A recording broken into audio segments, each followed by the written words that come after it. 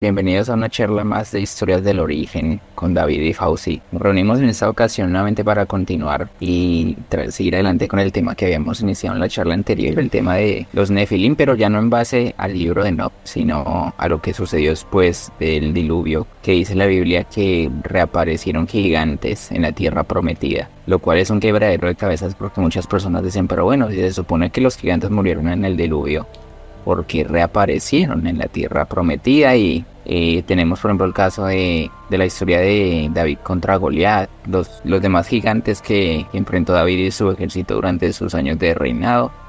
Entonces estamos hoy para tratar ese tema. ¿Qué más, Fauci? ¿Cómo estás? Hola David, bien, gracias a Dios, bien aquí disfrutando de las temperaturas de la Florida. Y listos para ver este tema. El tema de los gigantes es un tema que a muchas personas apasiona. Hay otros que he hablado que no los deja dormir, que dicen, no, me sueño con gigantes, me pongo a ver videos y dicen que están volviendo, que están apareciendo, y es un tema que es apasionante porque es una historia que no nos contaron. De pronto vimos en la Biblia, vimos en diferentes lugares en la Biblia o cuentos sobre gigantes, pero nunca los hemos visto con nuestros ojos. Entonces, esta historia que es apasionante, que no es muy común, porque no la vemos en las escuelas, simplemente la estudiando, pues tú ya con tus años, 26, 27, ¿tú tienes? Es decir, que es una historia no oficial muy evidente. Exacto, que nosotros ya siendo adultos, grandes, dijimos, pongámonos a estudiar como cosa nuestra. Y empieza uno a escarbar y empieza a sacar cositas que no esperaba ver por ningún lado. Exactamente. Y que justo, me acuerdo de unos años por atrás, ponle tú 4 años atrás, era un tema que sí, la Biblia lo mencionaba, pero no se había popularizado tanto como en los últimos años. Y lo que tú decías, hace poquito vi que hubo como un revuelo en redes sociales porque, bueno, no sé el contexto del video, pero un video se filtró en redes sociales donde al parecer en un senderismo, en un hiking en Estados Unidos, alguien grabó de lejos, se ve una criatura de proporciones pues descomunales metiéndose por una cueva, algo así. Bueno, la verdad vi muy por encima, pero está también el caso de un TikToker que se popularizó, creo que a inicios de este año, mediados del año pasado, que de Alaska y toda esa zona, Alaska o Canadá, que grabó un gigante en una montaña. Y bueno, eso uno pudiera hasta ese momento decir, uno es un video trucado, pero lo curioso es lo que pasó con el dueño del video después, que pasó de ser una persona activa en redes sociales, especialmente en TikTok, a desaparecer por completo. Ya donde pues empiezan las teorías y el quebradero de cabezas, porque las personas empiezan a teorizar, bueno, si es un tema tonto, el tema de los gigantes, si es un tema infantil, si es fantasía, ¿por qué le pasa eso a las personas que tocan ese tema o aparecen con supuesta evidencia? O sea, como que ya empiezas a pensar, cuando hay un tema que quieren acallar, un tema que es popular, por decirlo así, bajo de la mesa, del que se habla mucho pero a la vez a escondidas, pues empiezas a pensar, tal vez algo de cierto de tener esta historia. Sí, hay algo de cierto que nos está ocultando. ¿Por qué? No tenemos ni idea. ¿Hay algo de cierto? Claro. Y bueno, no podemos decir nosotros aquí, David, no podemos decir que tenemos la verdad absoluta y decir, no, es que esto es así, punto. No. Pero sí podemos decir, estudiémoslo bajo un punto de vista un poco más histórico, un punto más open mind, donde, ¿qué tal que sí? Sí, o sea, es hacernos la pregunta, ¿qué tal que de pronto sí? Porque curiosamente, o sea, los sumerios hablan de los gigantes y hablan del diluvio. Los hebreos hablan de los gigantes y hablan del diluvio, y los hebreos hablan de gigantes después, que es lo que vamos a ver hoy, como por ejemplo Goliat. Muchos nos preguntaron en los videos anteriores en TikTok, pero ¿qué pasó si los gigantes murieron en el diluvio? ¿Por qué aparecieron otra vez con Goliat? Están equivocados, están mal, no murieron todos, resucitaron, renacieron, ¿no? Cualquier cosa.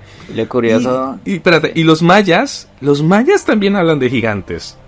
Los mayas, que están al otro lado del mundo, no tenían nada que ver con los sumerios, no tienen nada que ver con los hebreos, y muchas otras tradiciones, los nórdicos, mejor dicho, gigantes.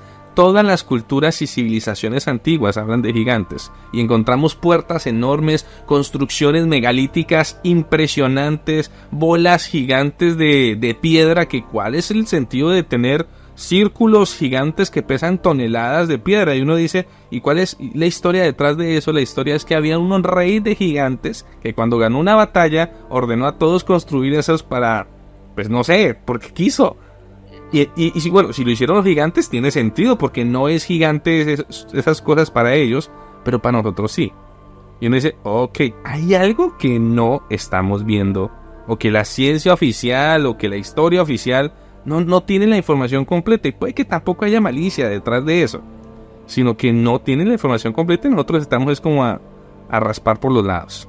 Mira, Fauci, que yo siempre he pensado que realmente este mundo es un mundo que es lleno de misterios, y lo que nosotros sabemos o queremos saber del mundo es realmente ni siquiera una cuarta parte. Yo creo que este mundo está repleto de misterios. Y por ejemplo, lo que tú decías, los mayas, incluso más pueblos de la América precolombina hablaban de gigantes. Nos dejaba una chica un comentario del Perú, que hay un desierto en Perú que se sabe que siempre hace un desierto, y casualmente se encontraron conchas marinas, como llegaron allá, y era lo que decíamos, o sea, no es mentira que la tierra estuvo rodeada de agua en algún momento, que fue inundada. Y entonces son cosas que para las personas que somos como de mente abierta respecto a estos temas, lo que tú decías, no tenemos la verdad absoluta, pero son cosas que tú las lees, por ejemplo las lees en la Biblia, te das cuenta que otras culturas tienen relatos similares, y no creo que haya sido un plagio, porque si algo caracterizaba mucho a las culturas antiguas es que en su tradición oral, las culturas antiguas eran muy celosas con su tradición oral propia. O sea, no era muy común que una cultura copiara de otra para construir sino que ellos basaban sus historias en vivencias de sus antepasados, en creencias colectivas de su propio pueblo. Entonces, el tema de los gigantes, por eso es que es tan fascinante, y yo pienso que uno tiene que tener siempre la puerta abierta a las posibilidades. Correcto. Ahora, los pueblos que hablan de esto no lo hicieron en forma de metáfora. Ellos lo registraron como si hubiese sido real, como parte de la historia de estos pueblos. Como por ejemplo los hebreos, cuando leemos la Biblia, cuando Moisés envía a los espías a la tierra prometida, cuando salieron de Egipto, cruzaron el desierto, estaban cruzando el desierto en ese momento, y les mandó los 2 espías, y 10 de ellos dijeron, allá son como gigantes, son los hijos de Anak. Son gigantes, parecemos langostas al lado de ellos. No creo que hayan dicho eso metafóricamente. Decían que había racimos de uvas gigantes, que las frutas eran grandes porque ahí vivían gigantes. Entonces decimos, ok, ¿por qué exageran? O sea, no tiene sentido que quieran exagerar, sino que literalmente están diciendo que van a pelear contra gigantes porque se estaban preparando contra la batalla. Y para acobardaron. Cuando tú vas a la guerra, vas a pelear o vas a construir algo, tienes que dar la instrucción más precisa posible. No van a inventarse que hay gigantes para decir, es que me asusté y no quiero ir. No. Literal había gigantes. Y posterior a eso, varios años después, en todos los libros del Antiguo Testamento se presenta la aparición de gigantes. Por ejemplo, Goliat, con el que peleó David. Y David no solo peleó contra Goliat, sino que su equipo peleó con muchos otros gigantes después. Se han encontrado espadas gigantes. Que actualmente lo oficial es que estas espadas no eran para pelear, sino que eran más ceremoniales y de decoración. Cosa que yo digo, ok, o sea, puede que sí, pero ¿y si no? Algo curioso es que, por ejemplo, la espada de Goliat fue una espada que inicialmente se utilizó para la guerra. Cuando David derrotó a Goliat, fue una espada que quedó guardada por los sacerdotes, los levitas, como un trofeo.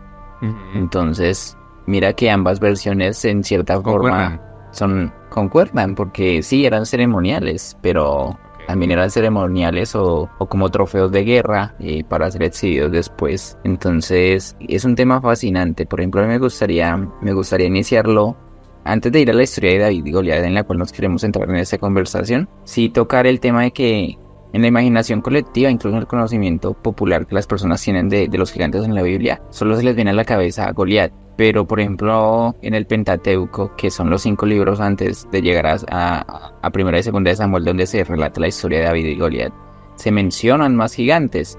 De hecho se mencionan pueblos de gigantes, como lo era el caso de los anaquitas, que provenían de un antepasado en común que era Anak, y lo que se dice Anak es que era un gigante. La Biblia no da especificaciones cuál era su tamaño, pero también había otro gigante que era Og, el rey de Basán, y dice que este medía exactamente, acá tengo el dato, él es mencionado en Deuteronomio 3:11 y dice que su cama era de hierro y medía 9 codos de largo, aproximadamente esos son 4 metros, y 4 codos de ancho, que es un alrededor de 1,8 metros, lo que implica que posiblemente era una persona que medía entre de 2,5 metros a 3 metros, 3 metros pasados. Entonces, 4 medía su cama. La cama. Ok. Si la cama mide 4 metros, era porque, sí, claro, mide 3,5 metros más o menos. Quítele 50 centímetros por almohada.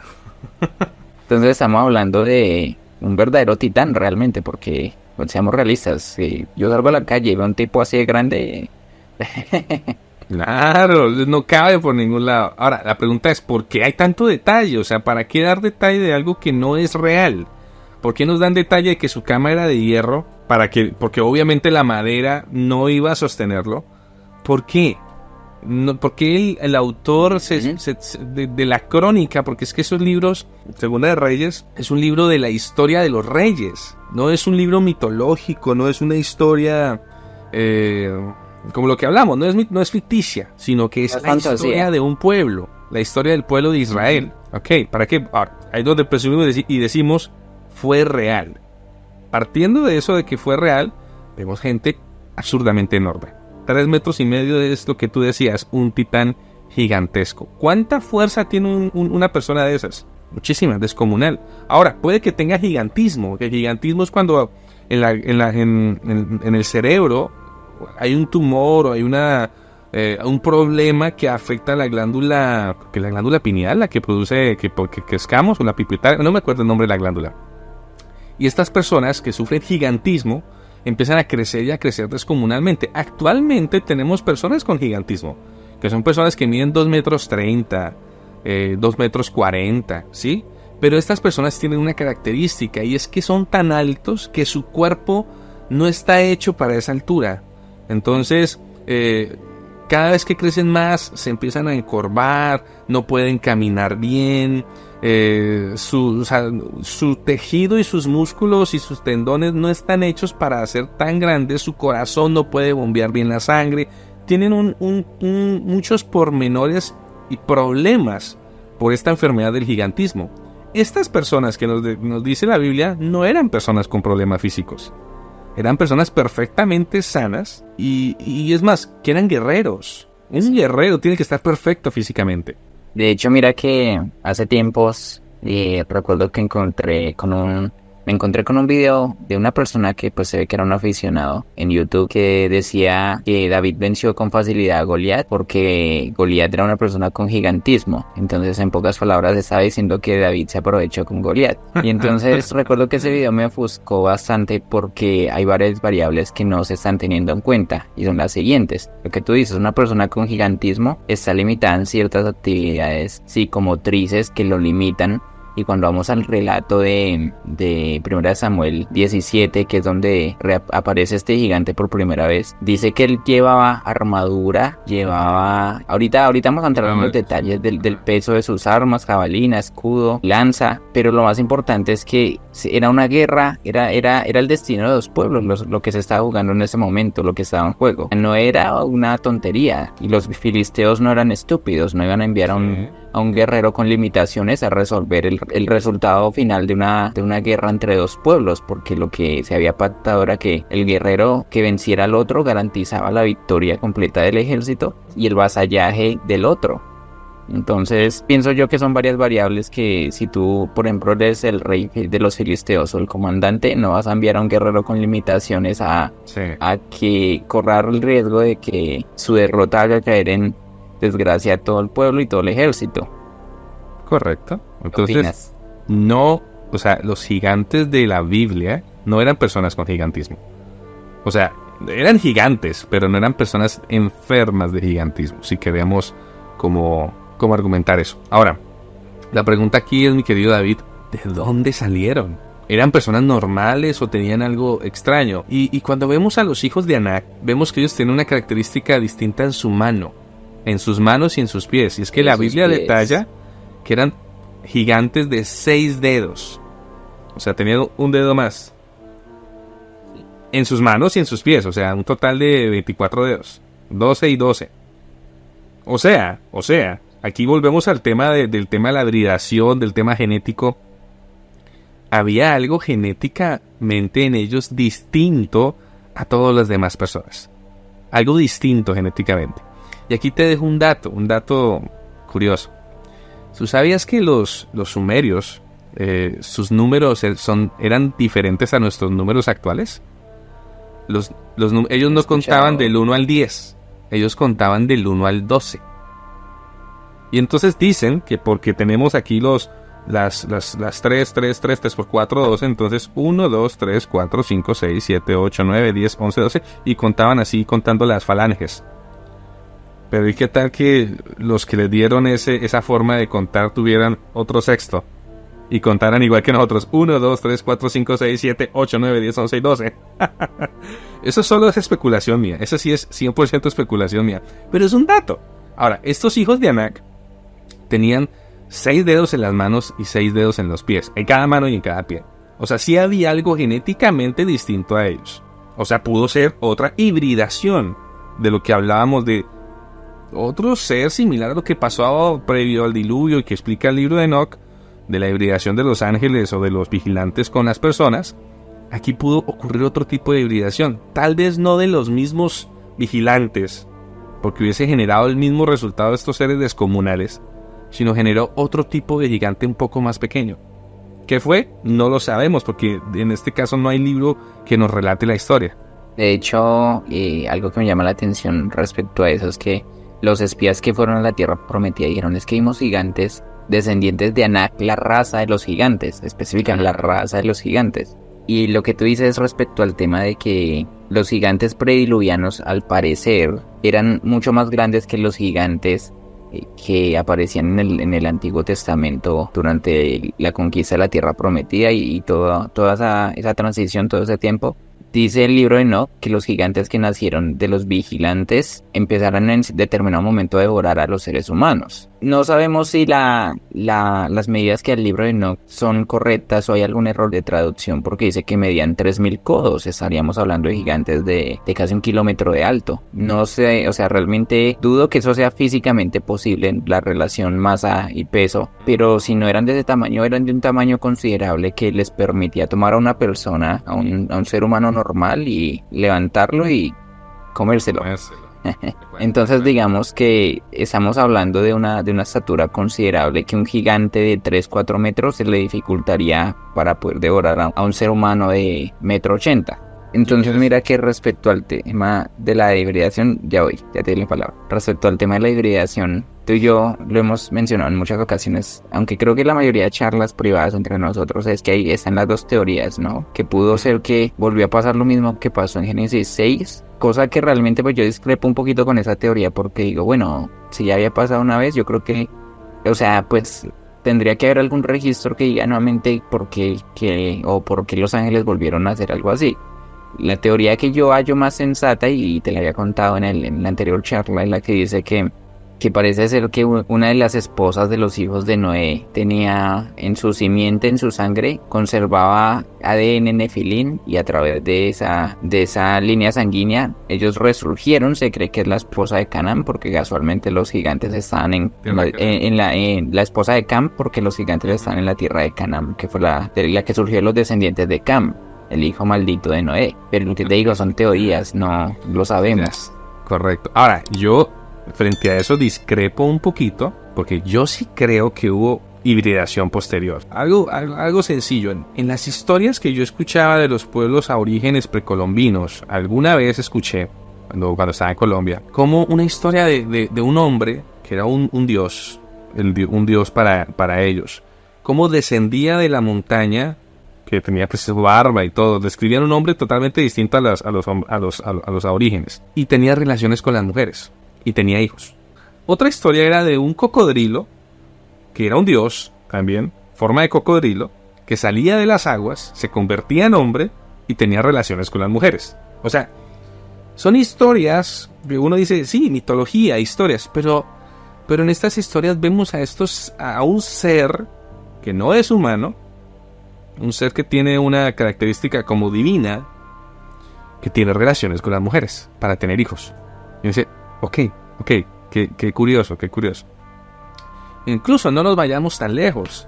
La mitología griega, Zeus, no tienen estos de la mitología griega no tienen hijos que sea Hércules, Perseo, y hemos visto esas películas. Los cíclopes, de hecho, que eran exacto, eran gigantes de un solo ojo. Lo mismo, por ejemplo, está la historia de Polifemo, ¿recuerdas? De Ulises cuando estaba regresando a la guerra de Troya y Ítaca, que en determinado momento quedaron atrapados en la isla de los cíclopes y entraron a una caverna y casualmente entró el cíclope Polifemo y dice que se los iba a comer a todos.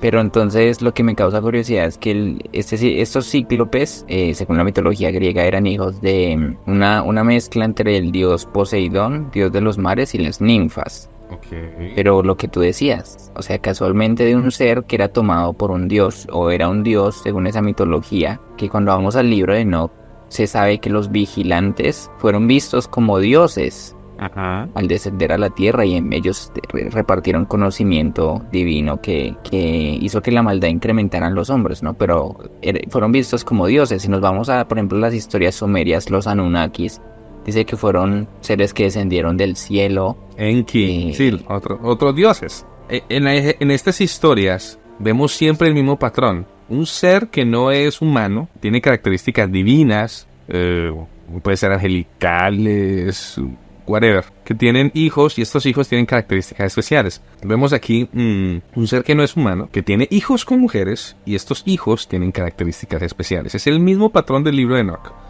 Ahora, que estas hibridaciones ocurrieron después del diluvio, pues sigo viendo el patrón, ¿me entiendes? Entonces puede que sí, o puede que sea la otra teoría, que por una de las esposas tenía la sangre Nefilín y pues volvieron a resurgir la raza de gigantes. El tema es que sí o sí la raza de gigantes volvió a resurgir. Ahora, ¿en la actualidad tú crees que hay gigantes? Esa era una posibilidad que yo descartaba años atrás. Después cuando empecé el caso de, bueno, no sé si lo puedo nombrar aquí, ¿no? Pero el caso de Andrew Dawson, el TikToker que grabó un gigante, creo que fue en Canadá, Alaska, no estoy seguro. Si alguien sabe el dato exacto, que nos lo diga en los comentarios. Que grabó un gigante y misteriosamente después tuvo como problemas con el tema del gobierno y desapareció. Él no volvió a actualizar. Entonces fue algo que a mí me hizo pensar, y si es posible que hayan gigantes todavía por ahí. No es el único que ha grabado gigantes. O sea, actualmente con el tema en las redes sociales, que dirán muchos, no, es fake, puro video falso. ¿Y si no? O sea, gente que está grabando con su teléfono y dice, ¿qué es eso? Y empieza a grabar, acerca, y es un ser, obviamente al acercar el zoom no es tan bueno. Les recomiendo a todos que actualicen sus teléfonos a el mejor zoom, con eso estamos preparados. Y es un ser que en los árboles se ve de una estatura descomunal. Y decimos, hay algo extraño. ¿Qué es eso? No lo sabemos.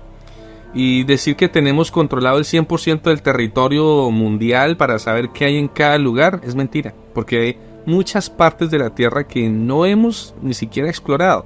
¿Cómo es posible que en la actualidad en el Amazonas todavía hay lugares donde encuentran tribus que nunca han tenido contacto con la civilización? Y uno dice, en pleno siglo XXI encuentran tribus que no tienen contacto con civilización. Sí, pasa. Igualmente puede pasar que hay seres ocultos o no sé qué estará pasando. Pero hay muchas personas actualmente hablando de gigantes y con reportes. Una chica que nos escribía en TikTok decía que era verdad, que el papá de ella estuvo en una montaña trepando la montaña, escalando la montaña con unos amigos y encontraron los restos de un humano como de 4 o 5 metros. Ellos lo encontraron. y dijo, es verdad, mi papá, como testimonio personal. Yo no la conozco, no sé quién es, pero ella lo contó como un testimonio y digo, ok, no creo que, puede que se lo esté inventando, pero puede que no. Puede que no. Ajá. Exacto, y es que lo que te digo, o sea, yo con los años y con la experiencia he aprendido a que lo que queremos saber no lo sabemos como debería ser. De hecho, creo que eso está en la Biblia. Y ese tema, sobre todo yo creo que lo que más me causa curiosidad y le causa curiosidad a mucha gente es el intento de los poderes más altos de la sociedad de querer ocultarlo. Se sabe bien que cuando algo es una teoría, una tontería fantástica, pues no hay necesidad de tratar de acallarlo porque solita se derrumba. Pero cuando se ve ese interés constante por acallar algo, te hace pensar, hay algo que pues sabemos, no es un misterio, que hay mucha manipulación hoy en día en los medios. Por ejemplo, veía yo que en Estados Unidos, por ejemplo, la mayoría de las personas ya no se informa tanto de los noticieros, sino de TikTokers, de preferencia, que ahora cumplen ese rol de informar respecto a lo que está pasando en el país, porque saben que no hay sesgos, o sí. Bueno, el creador de contenido puede venderse, ¿no? Pero no es común, hay más imparcialidad. Entonces, volviendo al tema, por ejemplo, que estábamos hablando de David y Goliat, también algo que me llama la atención del relato es que cuando vieron el gigante, hablaron de él, dice que todo un ejército se acobardó. Estamos hablando de un ser que, vean, los ojos de un ejército entero, era una monstruosidad. No era un muchacho grandote normal, era un monstruo. Con gigantismo, torpe. Sí, era un monstruo. Y un ejército no son gallinas, o sea, en un ejército no son cobardes, son valientes, listos a matar o a morir. Y aquí se acobardaron de solo escuchar su voz gritando. Exacto, de hecho me gustaría darle entrada a este tema de David y Goliat leyendo el fragmento del pasaje para darle introducción a este tema. Mira, dice, eso está para las personas que lo quieran leer después, está en 1 Samuel 17, dice, los filisteos juntaron sus ejércitos para la guerra y se congregaron en Socó, que es Judá, y acamparon entre Socó y Aseca y Efedanim. También Saúl y los hombres de Israel se juntaron y acamparon en el valle de Elá y se pusieron en orden de batalla contra los filisteos, y los filisteos estaban sobre un monte a un lado, Israel estaba sobre otro monte al otro lado, y había un valle entre ellos. Salió entonces del campamento de los filisteos un paladín, el cual se llamaba Goliat de Gat, y tenía una altura de 6 codos y un palmo. Traía un casco de bronce en su cabeza, llevaba una cota de malla, y era el peso de la cota de malla 5000 ciclos de bronce. Sobre sus piernas traía grebas de bronce y jabalina de bronce entre los hombros. El asta de su lanza era como el rodillo de un telar, y tenía el hierro de su lanza 600 ciclos de hierro. E iba un escudero delante de él, y se paró y dio voces a los escuadrones de Israel diciéndoles, ¿para qué os habéis puesto en orden de batalla? ¿No soy yo el filisteo y vosotros los siervos de Saúl? Escoged de entre vosotros a un hombre que venga contra mí. Si él puede pelear conmigo y me venciere, nosotros seremos vuestros siervos, y si yo pudiere más que él y lo venciere, vosotros seréis vuestros siervos y nos serviréis. Y añadió el filisteo, hoy yo he desafiado el campamento de Israel, dadme un hombre que pelee conmigo. Oyendo Saúl y todo Israel estas palabras del filisteo, se turbaron y tuvieron gran miedo. Okay. ¿Tenías ese momento? Wow. Ahorita vamos a especificar en el tema de los pesos, porque obviamente hablan codos, hablan ciclos. Yo me tomé para esta charla la tarea de recolectar como información en unidades de medida actuales cuánto peso cargaba adicional el peso que se estima que tenía ese gigante en total. Y volvemos a lo mismo. Si fuera una persona con gigantismo, como decía ese creador de contenido, que básicamente David se aprovechó de ese pobre hombre limitado, me lo mató con una onda. Estamos hablando de un hombre que podía alzar kilos de peso. ¿Cuánto? Da los datos de una vez para entrar en más. A ver, vamos a iniciar por la altura. Hay dos unidades de medida respecto a codo que son las estimadas que pudieran ser. Una es que un codo sea equivalente a 54 centímetros y un palmo, que es la distancia entre el meñique y entre el pulgar y el meñique, de 22 centímetros. De ser este el caso, 54 centímetros multiplicado por 6, que dice que eran 6 codos, y un palmo nos da una altura de 3,46 metros. La segunda posibilidad, un codo, si es el caso que fuera un equivalente a 45 centímetros y el palmo se mantiene en 22 centímetros, eso nos daría una altura total de 2,92 metros. Aún así estamos hablando de un tipo bastante alto, teniendo en cuenta el tema de la proporción de la masa y la fuerza. Entonces el peso estimado se cree, teniendo en cuenta que el peso de un humano promedio de 1,80 está entre 70 y 80 kilogramos, se estima que para una persona de 3 metros, como se estima que era Goliat, podría pesar entre los 180 y 220 kilogramos de peso, sin contar la armadura. Ahora vámonos al tema de la armadura. Dice que lleva una coraza de bronce. El ciclo se estima que equivalía a unos 11,4 gramos, lo que el peso de la coraza sería un aproximado de 54 kilogramos. El yelmo o el casco, acá el pasaje bíblico no especifica su peso, pero se estima que un casco de bronce más grande que una cabeza humana normal pesarían de 5 a 7 kilogramos. Las grebas, que son esas placas que se colocan en las piernas para protegerlas, y dice que cada una pesaba aproximadamente de 5 a 7 kilogramos, o sea, lo que nos da un peso total de las grebas de 10 a 14 kilogramos. Vamos a la jabalina, el tema de las armas. Dice que lleva una jabalina de entre 3 y 5 kilogramos. Entonces, haciendo un resumen total de lo que cargaba entre la armadura y las armas, eso nos da un peso total de 274 a 335 kilogramos, el peso total de su cuerpo más las armas y la armadura. Entonces, te pregunto yo, o sea, una persona con gigantismo podría controlar todo ese peso y aún así ser considerado un guerrero de renombre en la batalla. No, sí, no, tiene que ser una persona que esté plenamente capaz con sus fuerzas, que haga ejercicio, capaz para la guerra, o sea, un asesino de batalla. Coge un hombre y lo lanza con la fuerza que tiene un ser de ese tamaño. Es que una persona de 3 metros 45, mi querido David, es una persona el doble, prácticamente el doble o más de una persona promedio. O sea, su cabeza tiene que ser enorme. Una sola mano, o sea, coge un hombre y lo aplasta. Y dice que el asta de la lanza era del tamaño del rodillo de un telar. Y estuve yo por ahí, no sé si anoté el dato por aquí, pero estuve yo indagando y se estima que el rodillo de un telar era de unas medidas de 30 a 40 centímetros. El solo asta de la lanza. Sí. O sea, estamos hablando de una cosa capaz de partir una cabeza y prácticamente un hombre en dos. No, o sea, era un monstruo. O sea, por algo todo el ejército israelí se asustó. Ahora, exactamente. Lo interesante, un muchacho llamado David, que nadie se lo esperaba, se llenó de valentía, y ya viene un tema espiritual, y es que obviamente en él estaba el espíritu del Dios vivo, y se llenó de valentía y con una sola piedra prácticamente lo mató de un disparo a la cabeza, hermano. Porque no había otra forma de matar a un ser de esos. ¿Cómo más ibas a vencer? Con espada era imposible vencerlo. No se podía un enfrentamiento cuerpo a cuerpo.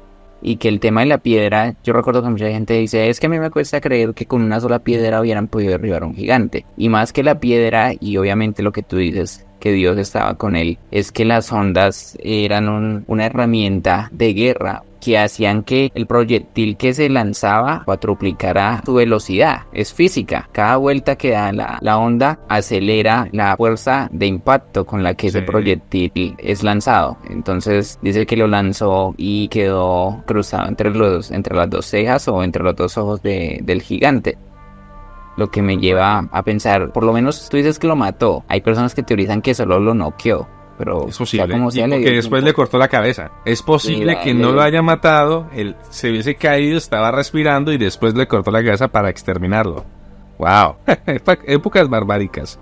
Algo que tú decías respecto a David que me llama mucho la atención es que cuando nosotros leemos la historia completa dice que él era un pastor de ovejas, pero que en su trayectoria Dios le permitió enfrentarse contra un oso y contra un león usando su onda.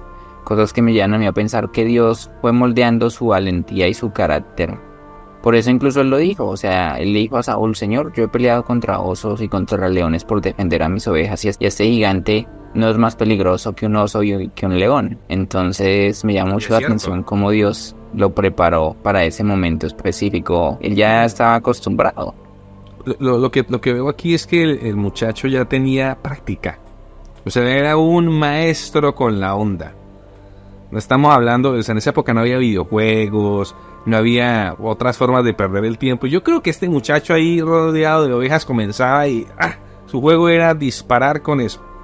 Y se volvió experto. O sea, tenía que ser un nivel de experto para disparar con eso, para darle aquí. Justo aquí. Pues después de ese golpe, o sea, el tipo por eso fue, yo ya sé cómo es aquí la vuelta. Déjemelo a mí.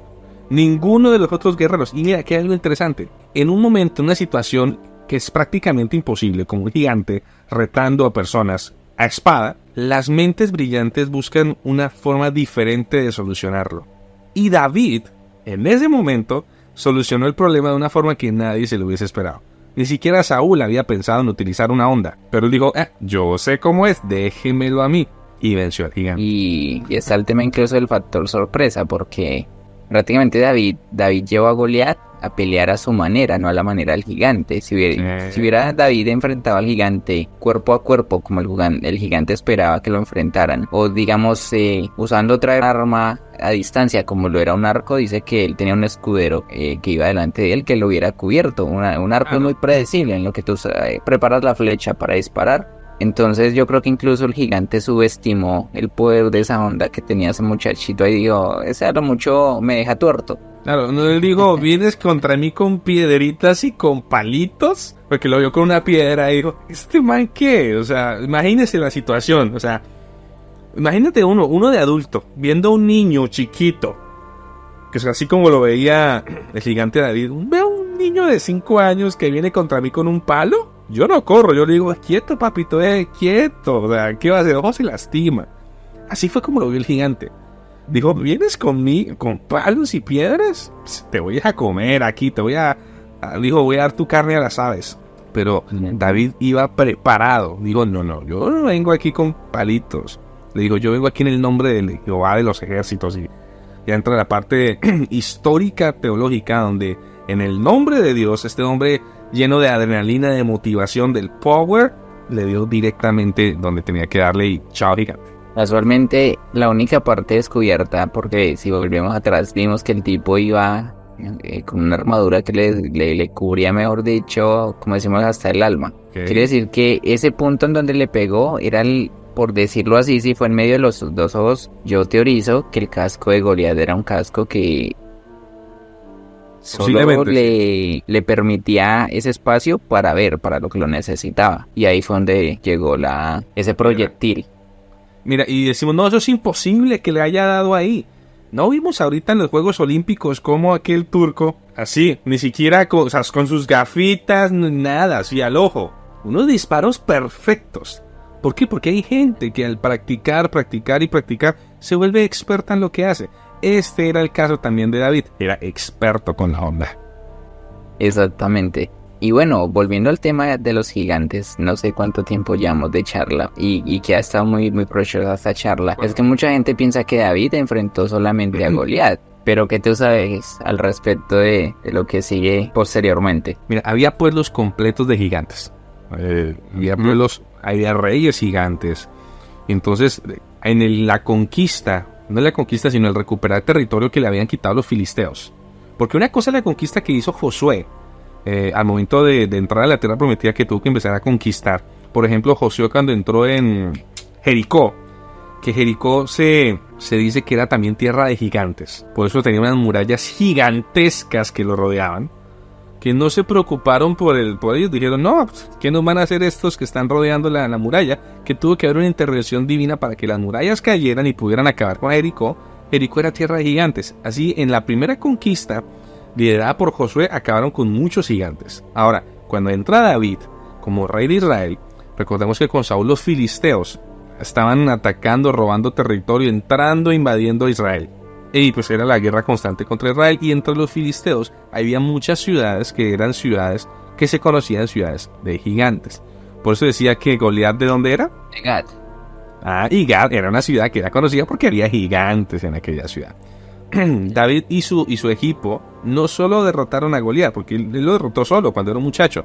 Cuando creció, su equipo tiene en la historia y en las crónicas que derrotaron a muchos gigantes. O sea, prácticamente ellos limpiaron la tierra de gigantes porque era su enemigo que en cualquier momento podía entrar a atacarlos. Y pues eran épocas barbáricas. Y entre menos enemigos tenga yo, entre más limpio el territorio, más seguridad tengo en el futuro. Entonces obviamente tuvo que exterminarlos a todos. Exacto. De hecho, mira que yo me tomé el trabajo de recopilar algunos de los nombres de los pueblos que habían de gigantes. Y están, por ejemplo, los Refaín, que son mencionados en Deuteronomio 2, del 10 al 11. Og, el rey de Basán, dice que él era el rey de... la región de Basán, que es el gigante que mencionamos previamente, que su cama era de hierro y medía un estimado de 4 metros de largo. Estaban los anaseos o Anakim, que era el pueblo que surgió de Anak, que era un pueblo de gigantes. Dice que fueron derrotados por Josué en Josué 11 del 21 al 22. Está también Sihón, el rey de los amorreos. Se cree que era otro gigante, en que la Biblia no da especificaciones en sus medidas. Los Susim y los Emim. Los Emim son mencionados en Deuteronomio 2 del 10 al 11. Había unos pueblos en la tierra prometida, pero entonces quería hacer como una introducción mencionando estos, porque si vamos al relato nuevamente de los espías que fueron a la tierra prometida, dice que vieron gigantes, no vieron uno o dos, vieron muchos. Pueblos completos. Por eso se acobardaron, exacto. Entonces volvemos al tema que habíamos mencionado del rey David. En 2 Samuel dice que cuando David ya era un rey veterano, se teoriza que para esas fechas eso fue tiempo después de la muerte de Absalón, el hijo que se rebeló de David. Y cuando Absalón se rebeló, se teoriza que David tenía en promedio unos 60 a 68 años. Y eso sucedió tiempo después. Digamos que David ya tenía unos 70. Lo curioso de esos nuevos enfrentamientos que están específicamente en 2 Samuel 21, dice que se armó nuevamente la guerra contra los filisteos y que en esa guerra fue David con sus hombres, pero David se cansó porque ya era un hombre mayor y un gigante estuvo a punto de matarlo.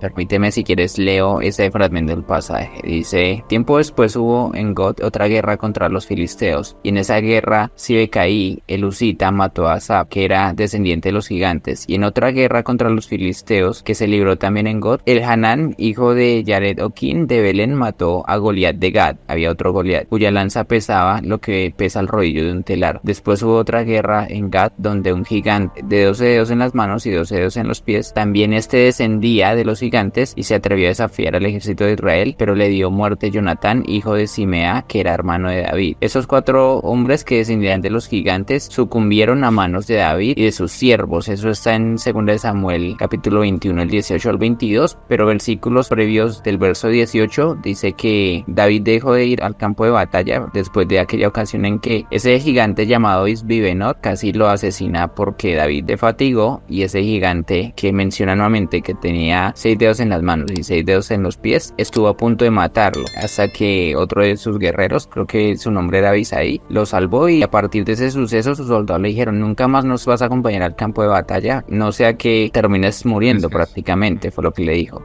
Eso significa que mataron 5 gigantes más de los filisteos. Eso me llama la atención, porque si bien no se sabe si los filisteos descendían de una raza de gigantes, pero tenían gigantes bajo su servicio. Bastante curioso el dato. ¿Tú qué opinas? ¿Por qué especificar tanto sobre los gigantes? El nombre de quién eran hijos, de dónde vienen, el momento de la batalla. Si todo fue un invento, mi querido David.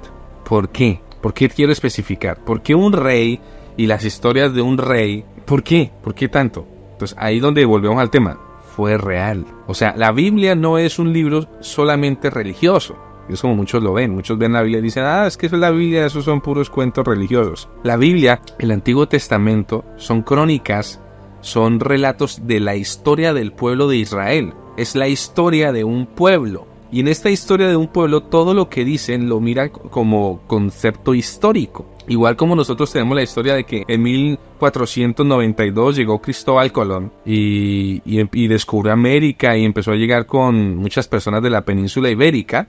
¿Sí? Y nos contaron una historia y después empezamos a descubrir otra historia, que parece ser que Cristóbal Colón llegó con muchos judíos, porque preciso en 1492 los reyes católicos de España y luego Portugal expulsaron a los judíos de la península ibérica. ¿Sabías eso? Y entonces resulta que Colón llegó también con judíos y decimos: wow, ¿cómo así? La historia que me habían contado era diferente, porque a mí me habían dicho en la escuela, de pronto Colombia no sé qué sesgo tendrá, pero en la escuela me dijeron que Colón había llegado con todos los ladrones y con todos los más malos de España. Eso fue lo que me contaron a mí, y que por eso los que llegaron fue a abusar de los indígenas y hacer un montón de cosas malas. Pero luego cuando crezco, empiezo a estudiar y digo, la historia fue un poco diferente porque no llegó con los ladrones, llegó con familias completas de España y luego de Portugal, y llegaron porque los expulsaron de allá. Por eso la gran mayoría de apellidos en Latinoamérica tienen origen judío sefardí.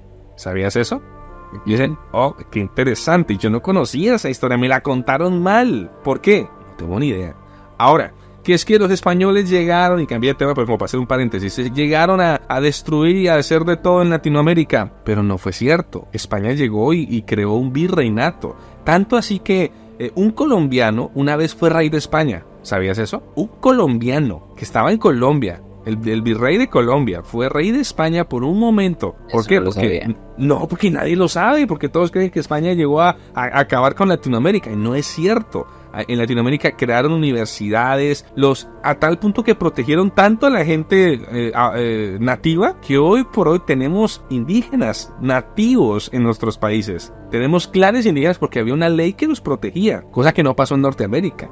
Porque ellos sí llegaron, los ingleses sí llegaron y acabaron con todo. Los mataron de hambre, acabaron con los piel roja. Ni siquiera hubo mestizaje. No hubo mestizaje. En cambio, en Latinoamérica hubo un mestizaje impresionante. ¿Por qué? Porque el interés de España no era destruir Latinoamérica, no era saquear y robarse el oro. Mentiras. El oro que sacaron es tan poco que las multinacionales que han sacado oro en menos de 20 años sacaron mucho más oro que pudo llevarse España.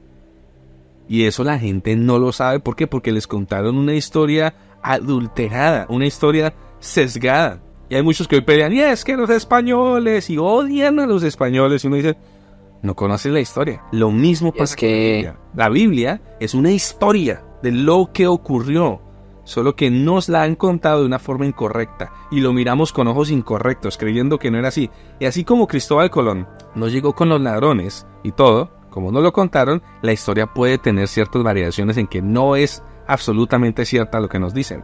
Por eso, tú y yo nos ponemos a estudiar. Por eso se llama Historias del Origen. A ver, ¿cuál es el origen de esto? Creo que tenemos que hacer un video sobre el tema de España y esto. Ahora que tocaste el tema de todo el tema de la colonización y todo el tema de América, hace poco, bueno, fue como el año pasado, le escuché la información, no la tengo confirmada, ni siquiera sé si es cierto o no, pero tú has oído hablar bueno, tú eres colombiano, para las personas que no son de acá de Colombia, hay un personaje muy querido de la historia de la independencia de Colombia que se llama la Pola o Policarpa Salabarrieta. Incluso ella era la cara del billete de 10.000 pesos colombiano. Nosotros escuchamos de ella desde pequeñitos y hace poquito escuché, parece ser que sí es cierto que ella realmente no existió, sino que fue un personaje inventado para unir ciertos ideales que conformarían después lo que sería la república. Hasta ahí sé, ya lo que diga de ahí para allá es información imprecisa. Okay. Pero entonces es algo que a mí me hizo pensar mucho. Definitivamente, si eso es verdad, quiere decir que la historia, los libros de historia, muchas cosas están sesgadas bajo intereses de gente poderosa que quería transmitir el mensaje que se estableciera como histórico por X o Y razón. La historia la cuentan los ganadores. O sea, quien gana la guerra, quien gana la conquista, es el que cuenta y dice qué fue lo que pasó y lo cuenta a su acomodo. ¿Cómo hacemos para saber tú y yo, mi querido David, qué es cierto y qué no de la historia que nos están contando? O sea, ¿cómo yo sé cuando al principio me contaron que Cristóbal Colón llegó con los más ladrones? Y puede que el que nos esté viendo en México, en Guatemala, en España o en cualquier otro país diga, no, a mí no me dijeron eso. A mí me dijeron eso. En Colombia nos enseñaban eso. Que llegó con los más malos, los más ladrones, y puede que se haya sido un mito cultural de mi país. No lo sé. Pero fue la historia que a mí me contaron. Y era mentira. O hasta este momento estoy diciendo, fue mentira porque el resultado que tuvo España en toda Latinoamérica o Hispanoamérica fue un resultado bueno. Ellos crearon virreinatos, no acabaron con todo. O sea que la historia no estuvo bien contada. Igual pasa con la historia de cada país. El ganador es quien cuenta la historia y la cuenta a su acomodo. Igual pasa con la historia bíblica. La historia bíblica está contada de tal forma que obviamente David, el ganador, cuenta su historia, pero en la historia bíblica vemos algo interesante, y es que nos cuenta detalles de errores y pecados de David, de los reyes, porque trata de ser contada lo más transparente posible.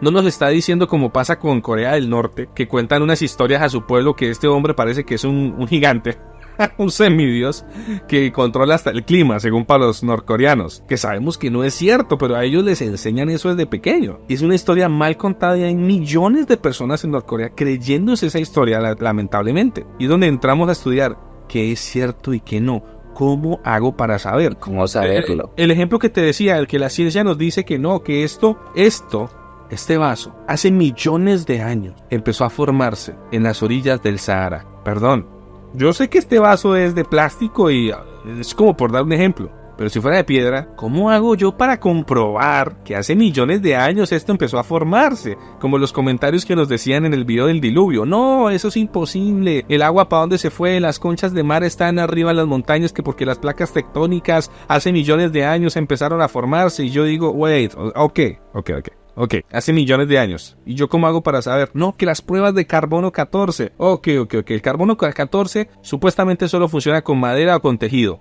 Con piedra no funciona. Ok, entonces hay tantas cosas que yo digo, ¿cómo lo compruebo? Es imposible. Y realmente la nueva religión se llama ciencia. Y no estoy en contra de la ciencia. Yo amo la ciencia y el método científico. Las cosas hay que comprobarlas. Pero la nueva religión se llama ciencia, donde yo te digo, David, así es, porque hace millones de años una célula diminuta en el mar empezó a formarse. ¿De dónde salió? No tengo ni idea, yo no sé cómo llego a la conclusión de que un ser inerte, que la materia inerte, como lo es la roca, el agua, que el fuego, llegó en un meteorito y empezó a producir vida. O sea, no sé cómo la materia inerte tiene que pasar millones o billones de años, empieza a producir y a generar organismos vivos. No le hallo yo lógica. Pero la ciencia nos dice, así fue, hace millones de años. Y decimos, mi abuelita de hace millones de años estuvo ahí y lo vio.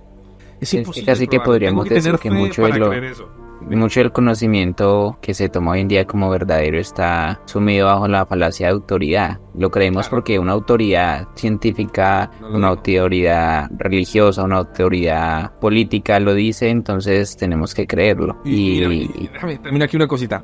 Como pasó ahorita en el 2020, y hablo ahí entre líneas, que las autoridades en ciertos temas dijeron que hacer esto, que hacer ciertas cosas con las personas que tenían cierto problema era bueno, y los obligaron a colocarse ciertas cosas dentro, ¿cierto? Y ahorita, 4 años después, vemos que no era así, no era cierto. Y está teniendo muchos problemas los que obligaron por temas de trabajo, por temas todo, porque la autoridad global de cierto tema dijo que era bueno. Y como es la ciencia, y ahorita dicen no, que sí fue un error o que cualquier cosa, se lavan las manos. Así funciona. ¿Yo cómo hago para saber que de verdad es cierto? Cuando no hay pruebas. Es que la ciencia, lo que tú decías, y para las personas que están escuchando, nosotros no tenemos nada en contra de la ciencia. De la ciencia no alterada, nosotros somos super fans, pero lo triste, y aunque muchas personas no lo quieran reconocer, es que la ciencia se ha prostituido bajo los intereses de gente poderosa que quiere acomodar la información de acuerdo a su beneficio. Entonces, por ejemplo, lo que decíamos que día con los comentarios de los videos que subimos acerca de los gigantes del diluvio, la vieja confiable de muchos escépticos siempre es que hace millones de años, y date cuenta que incluso siempre varían diferencias, ¿no? Muchos dicen que todo inició hace 500 millones de años, otros no, 200 millones de años, 200.000 millones de años atrás. Millones y millones de años, comodín de turnos. Pero lo que tú dices, o sea, les cuesta creer lo que la Biblia dice, pero creen fácilmente lo que una autoridad les dice sin siquiera cuestionarlo, solo porque lo dijo una autoridad. O porque dice millones de ¿qué pasó años, hace? Tiene que ser cierto.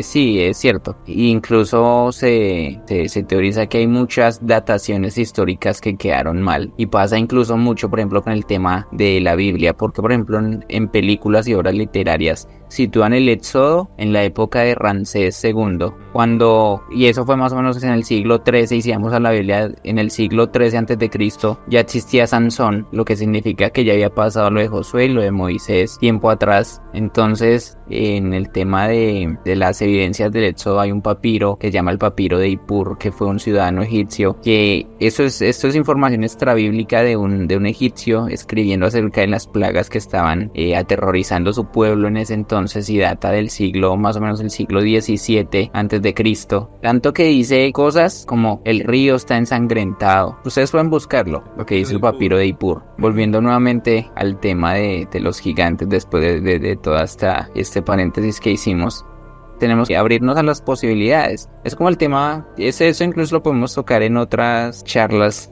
pero yo recuerdo que una vez te comentaba que hay mucha gente que trabaja en el mar que dice que ha visto figuras humanoides en el agua. Que muchos dicen, las sirenas, sí, las sirenas existen, las sirenas no existen, y no lo sabemos, no pero sé. Pues yo me acuerdo que una vez te pregunté, oye, si lo que las personas conciben como sirenas son los espíritus del mar que nombran Apocalipsis, que dice que el mar devolvió a sus muertos. No lo sabemos, pero no nos podemos cerrar a la posibilidad. Exactamente. Correcto. Mira, entonces, otra vez de historia. El pueblo hebreo, judíos, tienen la cronología y las generaciones, una por una, hasta llegar a Adán. O sea, tienen Adán engendró a Set engendró a tal, engendró a Enoc engendró a Matusalén, Noé, todos hasta llegar, incluso luego lo conectan en el Nuevo Testamento, lo conectan con Jesús. 12 generaciones, Abraham, Jesús y todo. Ellos tienen su historia muy bien contada, y en los años judíos, creo que estamos en el 5782, 84, no lo recuerdo. Pero tienen los años exactos desde la creación, desde Adán. Y digo, ¿por qué esforzarme tanto en conservar estos años? Esta genealogía, si es falsa. ¿Por qué? ¿Por qué tanto esfuerzo? Porque los chinos también tienen su historia, que es como de hace 4000 años, y es de las historias más antiguas del mundo. Pero los hebreos tienen una historia más antigua. Decían, es que los sumerios fueron antes de que los hebreos. Pero los sumerios ya no existen. No tenemos nada de los sumerios. O sea, no existe un sumerio que diga, hey, mi abuelita me contó la historia. No existe. Tenemos las tablillas de los sumerios que les hacemos prueba de carbono 14 y queremos datarlas de hace 4000, 5000 años, no sé, 10.000 años. Pero eso es carbono 14, o sea, no hay un texto que haya pasado de generación a generación. La Biblia, el libro histórico de los hebreos, sí pasó de generación a generación.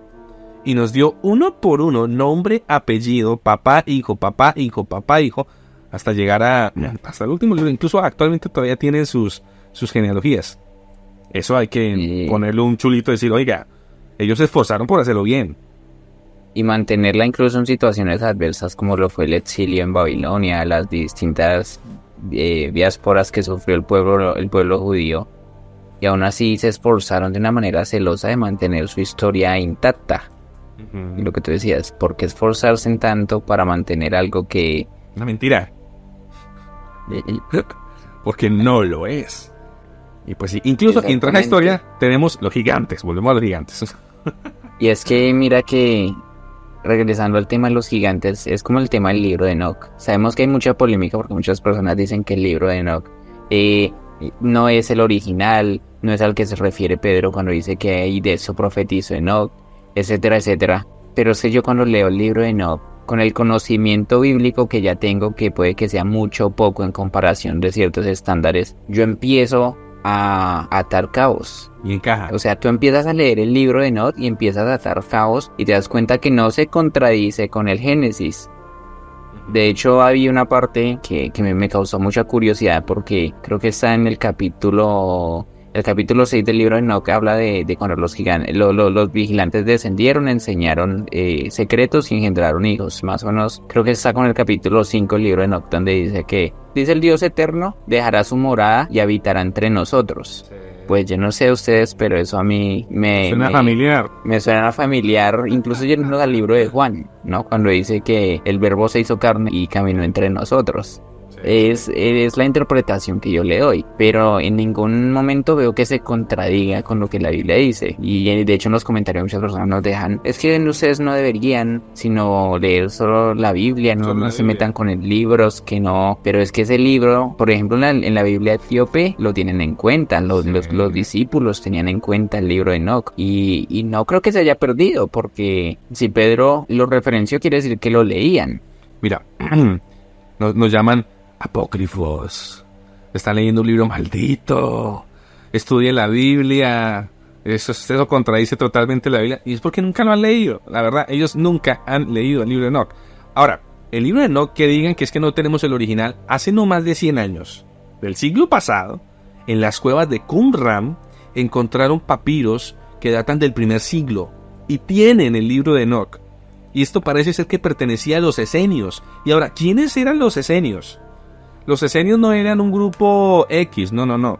Resulta que en la guerra de los macabeos, previo a como 300 años antes de Cristo, se cambió el sacerdocio. El sacerdocio del templo se cambió por otro sacerdocio, y los originales sacerdotes descendientes de Leví, descendientes de Aarón, se fueron y se convirtieron en los esenios. Estos esenios, sacerdotes israelitas, eran los que tenían el libro de Enoch. Eran los que lo conservaron y lo guardaron de tal forma que se conservara para que lo descubriéramos ahorita. Y ahora, ese libro es el que nos lo dieron a la luz. ¿Cuántos otros papiros habían ahí que no conocemos? En las cuevas de Qumran. Búsquenlo, los que les gusta averiguar. Y ahora, que los esenios lo tengan me da a mí cierta validez de decir, oiga, entonces era porque de verdad era importante el libro. Porque de verdad dice cosas que vale la pena estudiar. Y bueno, y si seguimos hablando de Enoch, luego en la tradición hebrea dicen que Enoch se transformó en otro tipo de ser angelical, que ese tiene otro nombre que lo veremos después. Y decimos, ¿por qué después los judíos, que antes los primeros judíos hablaban tanto de Enoch y de este ser, de este hombre que se convirtió luego en uno de los seres más poderosos en el cielo? Tanto que grandes cabalistas hablaban de que en el cielo había dos tronos. El trono del Eterno y el trono de Enoch, parece ser, porque ellos decían que Enoch gobernaba como si fuera el mismo Dios, o un Jehová menor, algo así es lo que decían los grandes cabalistas en aquella época. Y luego se callaron y dejaron de hablar de Enoch. ¿Por qué? Porque apareció Jesús. Y Jesús, que asciende al cielo también según la tradición cristiana, y toma también un lugar del segundo en el trono, ya comienza a parecerse al discurso que estos nos hablaban de Enoch. Y dijeron, no, tiene mucha similitud, los cristianos lo están usando en nuestra contra, no se menciona más Enoch por ningún lado, borramos a aquel Metatron, creo que se llamaba, y no más el tema. Y hoy, en el siglo XXI, que empieza el surgimiento del Internet, aunque el Internet existe hace ya varias décadas, pero empieza como el boom de la información, empezamos a devorar información y a decir, existe esto que no lo había visto. Como la historia de Cristóbal Colón, no me la contaron bien. Este pedazo de la historia tampoco me lo contaron bien. Estudiémoslo un poquito más. Y empezamos a descubrir, y obviamente nos van a llamar apócrifos, herejes. Me decían, estudie la Biblia, y ellos no tienen ni idea quién soy yo. Que yo nunca he leído la Biblia. Entonces digo, ok. Y le escribía a alguien, usted no se nota que no sabe nada de Biblia. Yo le decía, cuando quieras hablamos en un live de Biblia, mi querido, mi estimado, les decía. Entonces mira que por ejemplo no se pueden considerar apócrifos porque por ejemplo son libros que son mencionados en la escritura y tienen un peso, ¿sí? O sea, claro. Si vamos a libros apócrifos, son libros que no son mencionados previamente en otros libros que sí son canon. Por ejemplo, de hecho deberíamos programar una charla acerca de eso, porque está el libro de Hazer, que es mencionado en Josué 10. Uh-huh. Hay otro libro, no recuerdo dónde está mencionado, pero está mencionado, que se llama Las batallas de Jehová, que se cree que es el que registra esa guerra posterior que hubo entre Egipto e Israel, años después de que los israelitas salieron de la tierra de Egipto. Que esos históricos, se sabe que esa guerra existió porque en la estela de Berlín, creo que es, donde es una estela que data más o menos del siglo XII antes de Cristo, nombra a Israel. Son libros que yo me pregunto en dónde están. Incluso me llama la atención que cuando dicen que Salomón escribió muchos proverbios en comparación a los que aparecen que tenemos. a los que tenemos. Cuando en el libro que para nosotros los cristianos es el libro de máxima autoridad que en la Biblia mencionan otros libros, pues yo creo que esos libros hay que prestarles atención. Pues claro. ¿Por qué los sacaron del canon? ¿Por qué los eliminaron? Por alguna razón. Por eso vale la pena mirar, hey, ¿qué pasó? ¿Quién los eliminó? Recordamos que el canon que conocemos hoy como Biblia lo establecieron en Nicea, la iglesia romana. Fueron los romanos, ni siquiera los judíos, los romanos los que decidieron cerrar y decir, este es el canon, esto es lo que vamos a estudiar. No se agrega, o sea, los que está, quien no, ni agregamos ni quitamos. Porque los judíos después de eso siguieron escribiendo. Ellos tienen muchísimos otros libros que nosotros ni siquiera conocemos. Y ellos fueron los autores, o sea, toda la Biblia fue escrita por judíos. Toda, excepto el libro de Juan. Que ahí donde no sabemos si fueron judíos o no, porque la forma en que está escrito tiene cierta similitud para la literatura que no era judía. Pero bueno, ese es otro tema. Ahora, ¿qué pasó cuando incendiaron la biblioteca alejandrina? ¿Por qué la incendiaron? O sea, cuando la iglesia romana empezó... Siglos y siglos de conocimiento. O sea, ahí estaba todo, de todas las naciones, de todos los pueblos previos habían mandado su conocimiento, su información a esta biblioteca que tenía la historia global. Pero aquel imperio romano ya sectario con su iglesia romana empezaron a decir, queremos conquistar el mundo, tenemos que borrar su historia. Y empezaron a erradicar pueblos completos. Y empezaron a borrar la historia de pueblos completos, tan así que nos quemaron aquella biblioteca. Y sí guardan en su bóveda secreta de la Baticueva. La Baticueva. En su Baticueva sí guardan los libros originales y las copias y todo. Porque ellos sabían que el conocimiento es poder. Y ocultaron el conocimiento al mundo entero. Entonces, me llaman apócrifo, me llaman lo que sea. Tengo todo mi derecho. Sí. Tenemos el derecho de estudiar. Ustedes vieron la conversación que tengo con David o que tenemos. Ah, mira tal cosa. Ah, eres una hereje, anatema, blasfemia.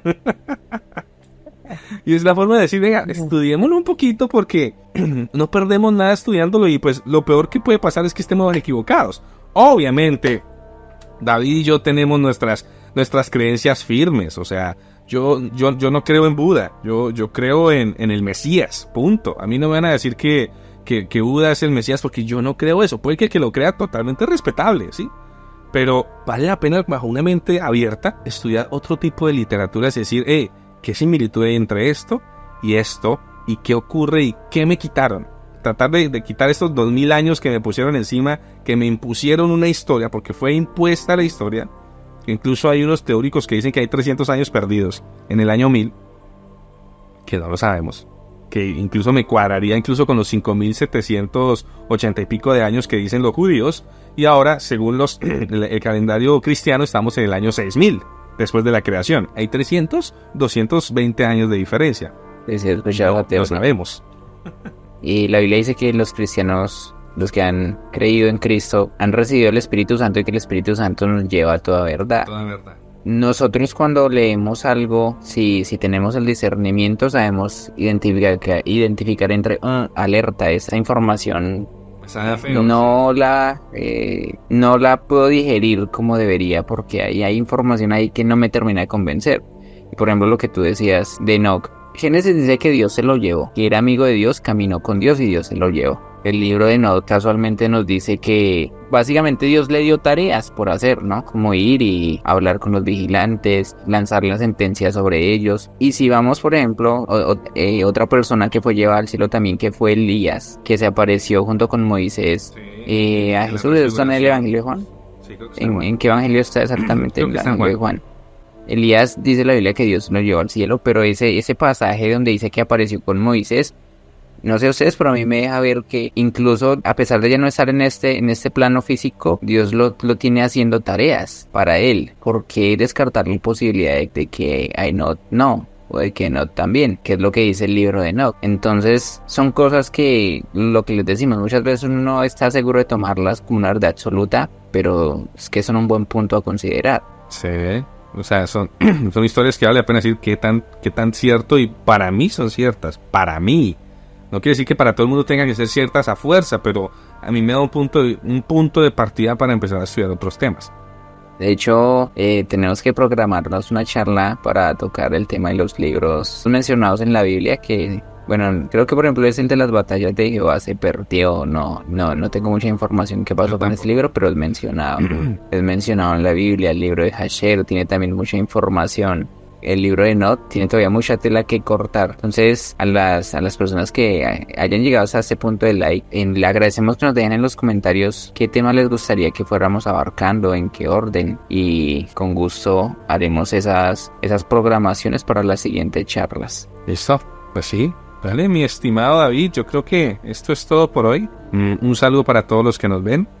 Tratamos de hacer esto lo más ameno posible. Yo sé que a veces se te pone un poco tedioso el tema de la información, pero lo hacemos con el mejor ánimo posible. Déjenos en su comentario, envíenos un mensaje si quieren que hablemos de un tema en específico. Vamos a ponernos a estudiar. Un fuerte like ahí.